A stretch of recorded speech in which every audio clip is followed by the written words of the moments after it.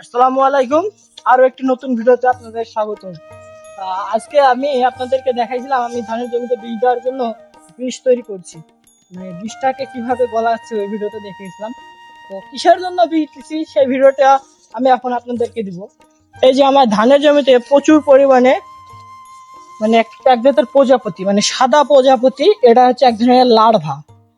তো এই লার্ভা যদি আমাদের ধানের জমিতে প্রচুর পরিমাণে হয় তো ওরা গাছ মানে পাতায়, প্রত্যেকটা পাতায় একটা করে ডিম পাড়ে।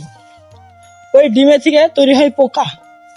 এই পোকা থেকে ধানের ওই যে যে সকল ছাটাই যে জায়গাগুলো কেটেছে এভাবে মানে প্রচুর ধান কাটে, মানে ধানের পাতা কাটে।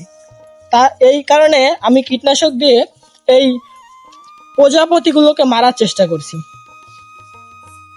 প্রচুর প্রজাপতি, বা এখানে তো অল্প, আমি যখন নিচে কীটনাশক দিয়েছিলাম তখন প্রচুর পরিমাণে দেখা দিচ্ছিল। এখানে দেখা দিচ্ছে, ক্যামেরায় ধরছে কিনা আমি বুঝতে পারছি না। তো ভিডিওটি এই পর্যন্ত কি, দেখা হচ্ছে অন্য কোনো ভিডিওতে।